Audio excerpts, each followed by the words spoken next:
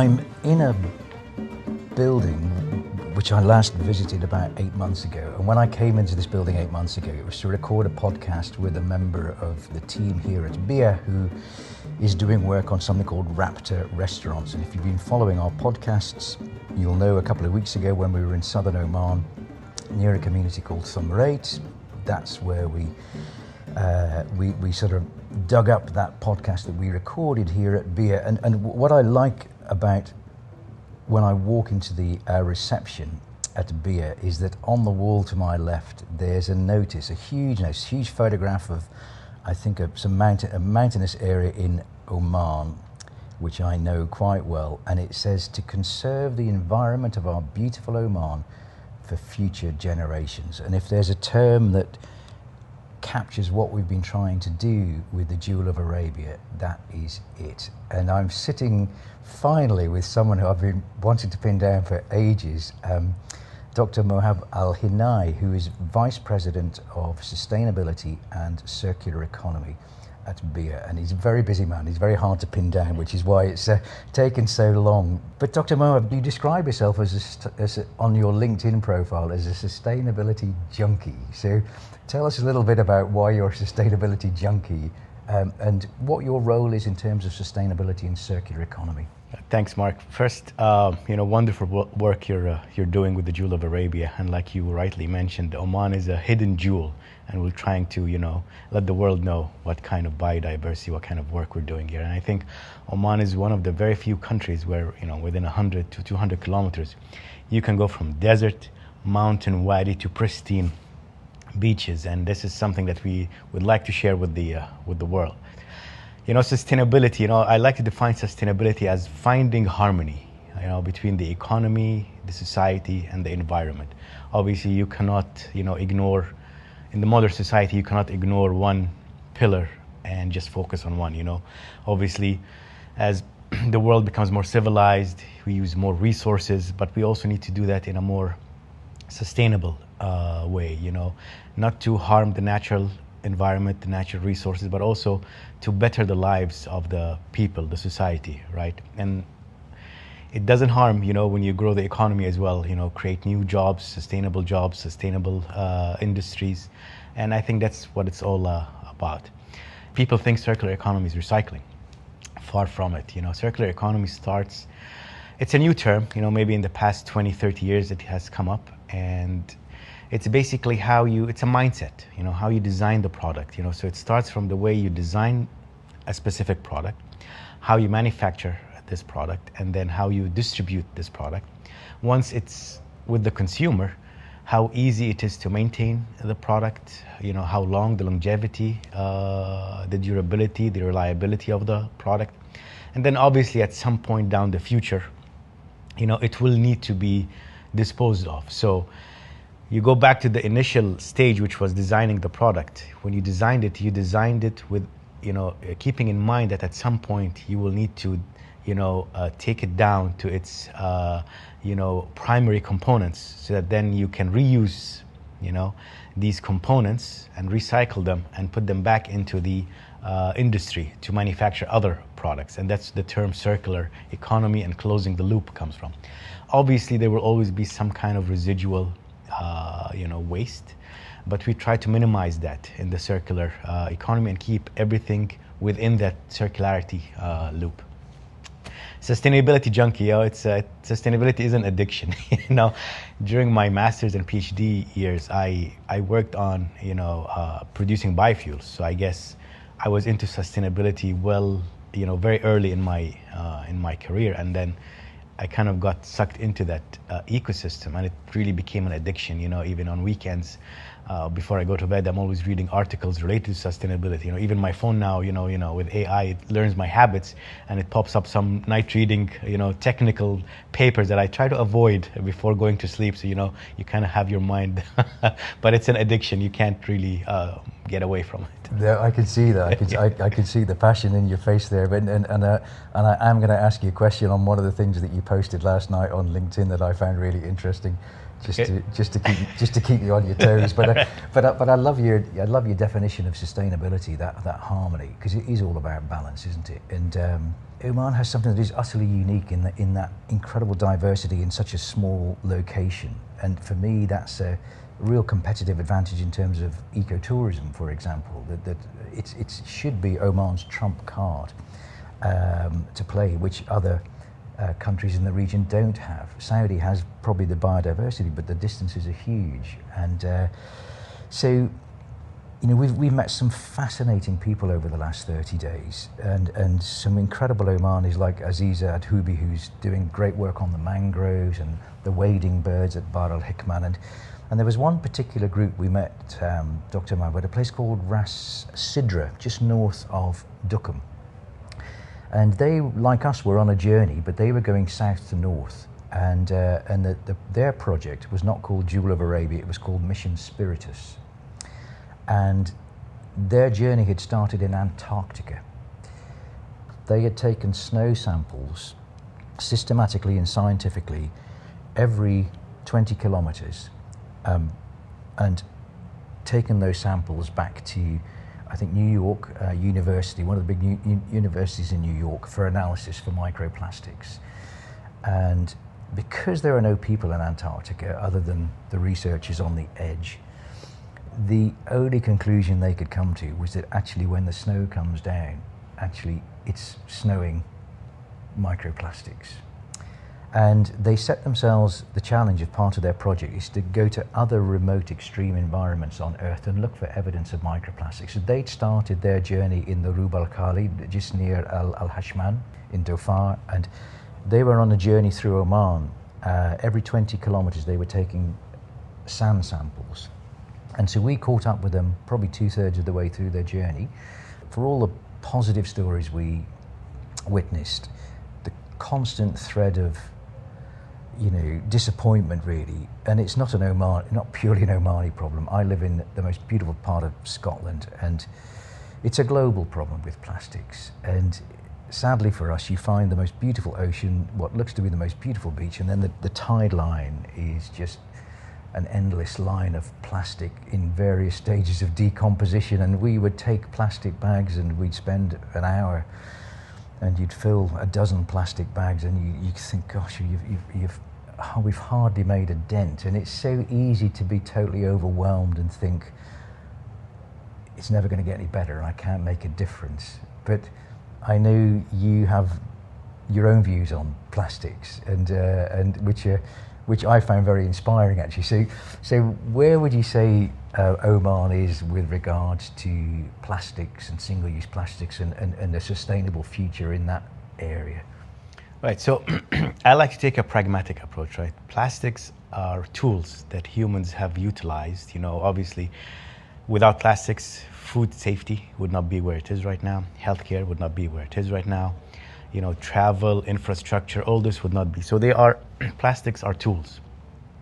The problem is not the plastics per se, it is how we manage and dispose of these plastics. So it's really a mindset, how us humans are utilizing these plastics.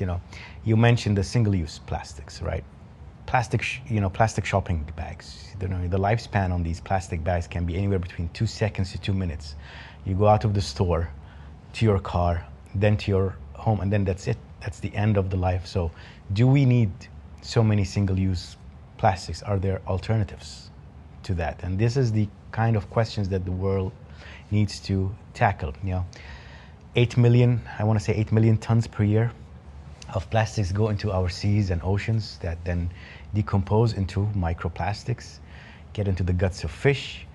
We eat the fish. Microplastics end up in our bodies, causing all kinds of nasty things, right? So plastics are tools, just like a knife, right? A knife is a tool. You can cut an apple with it, or you can do unthinkable, crimes with it. It's how you use it. And so I think it is important to, first of all, understand this. And it is up to every single individual, all of us, to really embed this culture, this awareness, this sustainability. Like, if you don't use more than what you need. Nonetheless, it is a global problem. And in Oman, like the rest of the world. We have some initiatives. So we have, for example, we've worked very closely with the Environment Authority, and they have come up with a staggered ban that's going to start rolling out over the next couple of years, where they ban single-use plastics, right? It's a good start, right? But we're also working with schools, children grades 1 to 4.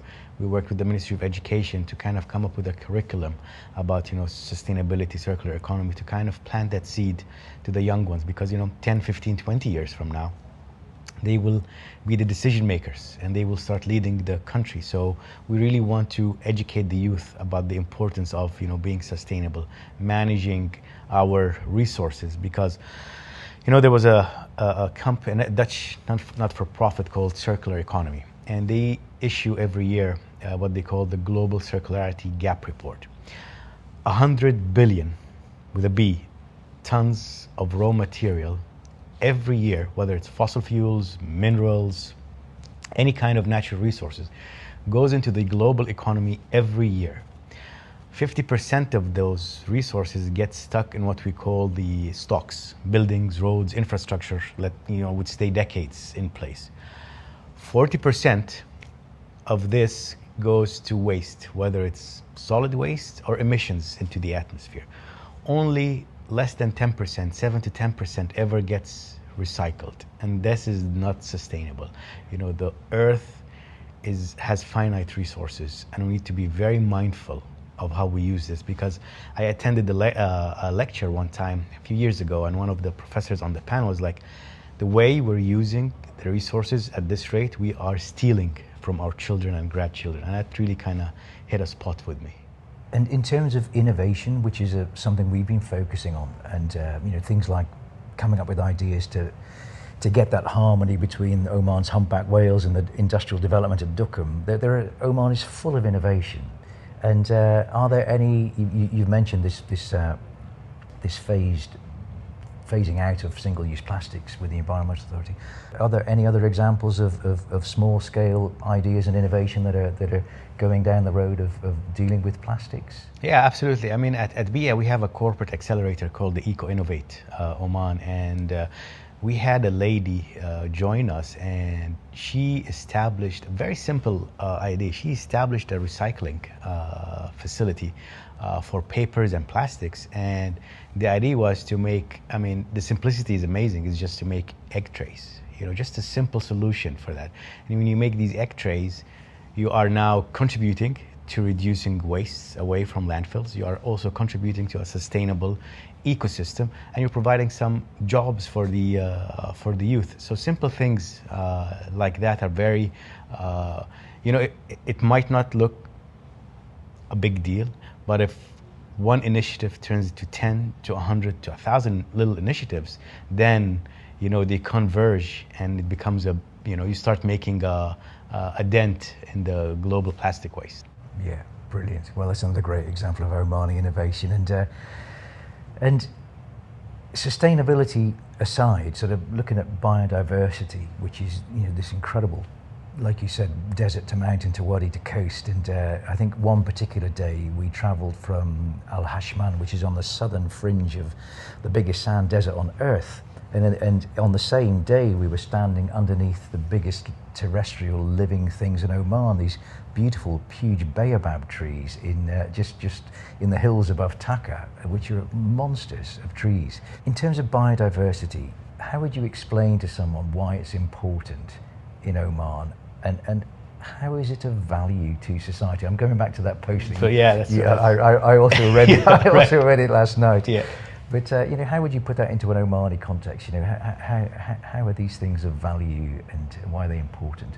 Biodiversity, natural resources, they're not just good things to keep and look at. They are the heart of the global economy. We depend on these biodiversity, these natural resources, these plants, these microbes, these animals, that really feed the global economy, the well-being of humans. So it's not just a matter of let's conserve it because we want to look at it. No, they are at the heart of human civilization, right? So we need to use these natural resource or biodiversity very, very carefully and not to overexploit them, because once they're gone, they're gone. There's no way of bringing these things back. And you go and stand in a desert and you think there's no life here, but actually there's a lot of microorganisms, a lot of little animals, reptiles. It's a thriving ecosystem, and every single organism there plays a role in the biodiversity, in the natural resources. And so when you want to before you want to establish a company or a business or some kind of manufacturing, at the heart of it, you are depending on these natural resources and these biodiversity that Oman is very, like you rightly mentioned, very rich biodiversity in Oman. So we have to be very conscious of how we use them, make sure not to exploit them. Interestingly, Oman before the Renaissance in the 70s, you hear stories with our fathers, our grandfathers, how they lived. They lived in harmony with their environment.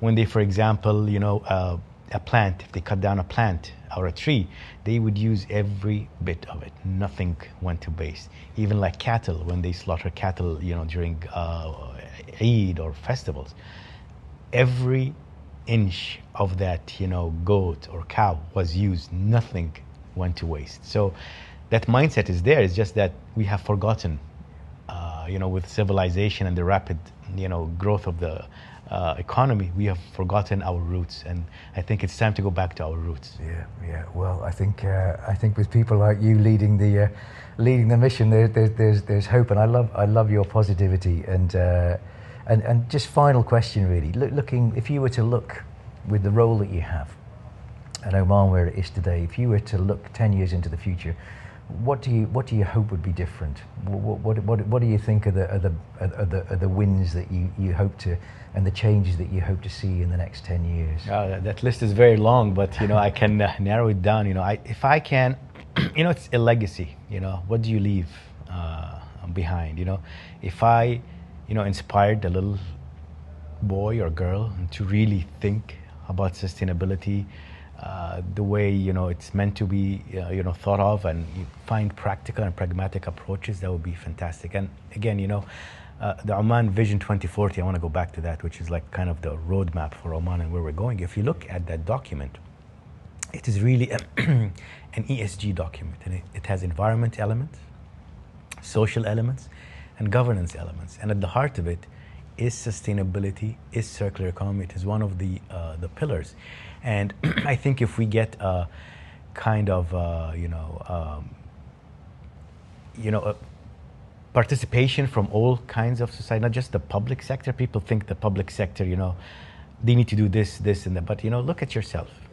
There's a lot of things that we can do in our own lives with our own kids. That, like I said, tiny changes here and there. 5 million people living in Oman, it can make a huge difference. I completely agree, and that's one of you talk about legacy. Part of the legacy we hope to leave from the Jewel of Arabia is shaping the thinking of young people, and be it a government school in Dhofar, or the Scouts and Guides, or Knowledge Gate School. We spoke to about 600 students there the other day, and when you look at the work and the thinking they've been doing about sustainability, it's really inspiring. And and I think it was Jane Goodall, the sort of the ecologist, who said that hope is and progress. It's not about wishful thinking or keeping your fingers crossed or opinion. It's about action and actually taking one small step to make a difference. And I completely agree with your hope, and I think with Oman Sustainability Week coming up in May, I think we're going to have an educational workshop within that to really start trickling down this sustainability message to the future caretakers of the planet, really. Absolutely. And I want to just close with one, the power of these young ones. I have a family member who calls me a few months ago out of the blue. He's like, I really need to see you right now. I'm like, fine, why don't you want to have coffee, or he's like, no, I want to come, it's a business meeting, I want to come to your office. I'm like, sure. So he comes here and he's like, listen, he owns a one of the biggest plastic factories, without mentioning names, here in Oman. He's like, my 12-year-old daughter has been shaming me every night. He's like, you are producing plastics. He's like, help me find a way to recycle that so I can get her off my case. So the power of these young ones is, they really shape how we think. So don't underestimate the power of them. Yeah, no, I certainly don't. That's brilliant. But Dr. Mohab, thanks ever so much for your time. Thank you very much, Mark. I appreciate it. Great, thank you.